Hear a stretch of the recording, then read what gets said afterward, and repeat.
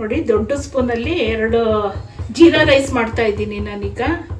Jeera rice ಮಾಡೋಕ್ಕೆ ಮೊದಲಿಗೆ ಬಾಣಲಿ ಇಟ್ಟು ಬಾಣಲಿ ಬಿಸಿ ಆದಮೇಲೆ ಸ್ವಲ್ಪ 1-2 ಸ್ಪೂನ್ ಅಷ್ಟು ತುಪ್ಪ ಹಾಕ್ತಾ ಇದ್ದೀನಿ. ತುಪ್ಪ ಹಾಕಾದ್ಮೇಲೆ ಇನ್ನೊಂದೆರಡು ಸ್ಪೂನು ಎಣ್ಣೆನೂ ಹಾಕ್ತೀನಿ. ಫ್ರೀಡಮ್ ಸನ್ಫ್ಲವರ್ ಆಯಿಲ್ ಮನೆಯಲ್ಲಿರೋದು ಎಣ್ಣೆ ಹಾಕ್ತೀನಿ.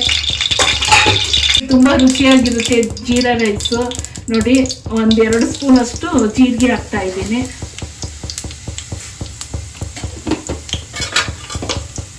ಮತ್ತೆ 6-7 ಹಸಿಮೆಣಸಿನ್ಕಾಯಿ ಕಟ್ ಮಾಡಿಕೊಂಡಿದ್ದೀನಿ. ಈ ಥರ ಉದ್ದುದ್ದಕ್ಕೆ ಇದನ್ನ ಹಾಕ್ತಾ ಇದ್ದೀನಿ. ಸ್ವಲ್ಪ ಕರ್ಬೇವಿನ ಸೊಪ್ಪು ಹಾಕ್ತಾ ಇದ್ದೀನಿ. ಇದನ್ನೆಲ್ಲ ಬಾಡಿಸ್ಕೊಂಡಾದ್ಮೇಲೆ ನೋಡಿ, ಸ್ವಲ್ಪ 3 ನಿಮಿಷ ಬೇಯಲಿ.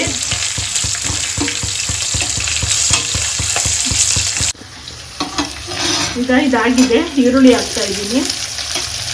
2 ಈರುಳ್ಳಿನ ಉದ್ದುದ್ದು ಕಟ್ ಮಾಡಿ ಹಾಕಿದ್ದೀನಿ.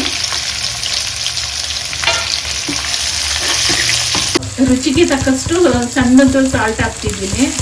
ಮತ್ತು ನಾನು ಇಲ್ಲಿ 2 ಲೋಟದಷ್ಟು ಅನ್ನ ಮಾಡಿದ್ದೀನಿ.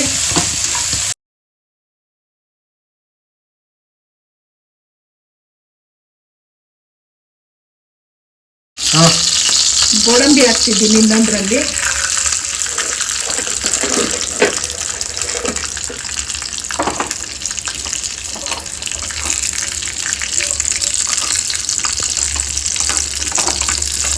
ಇದು ಸ್ವಲ್ಪ ಕಂದು ಬಣ್ಣ ಬರಲಿ ಗೋಡಂಬಿ.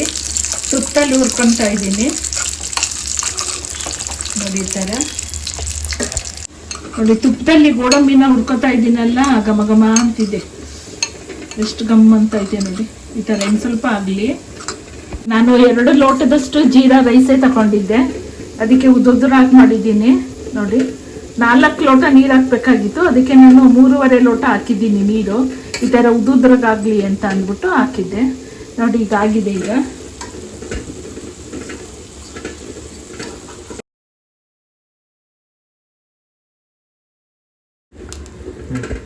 ನೋಡಿ, ಗೋಡಂಬಿನೆಲ್ಲ ಹುರಿದಿದ್ದೀನಲ್ಲ, ಈಗ ಹಾಕ್ತೀನಿ.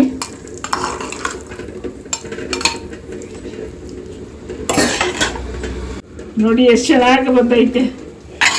ತುಂಬ ಚೆನ್ನಾಗಿ ಬಂದೈತೆ. ಮತ್ತು ಮಕ್ಕಳಿಗೆ ಹೊರಗಡೆ ತಗೊಂಡು ಹೋಗೋಕ್ಕೆ, ಬಾಕ್ಸ್ಗೆ, ಲಂಚ್ ಬಾಕ್ಸ್ಗೂ ಆಗುತ್ತೆ, ಟಿಫನ್ಗೂ ಆಗುತ್ತೆ.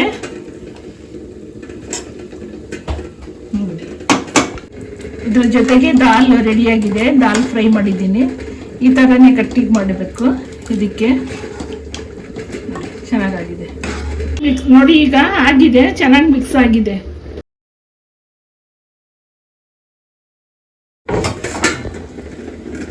ನೋಡಿ, ಇದರಲ್ಲಿ ಮೊಟ್ಟೆ ಬೇಯಕ್ಕೆ ಹಾಕಿದ್ದೆ ನೆಂಚ್ಕೊಳ್ಳೋಕ್ಕೆ ಅಂತ.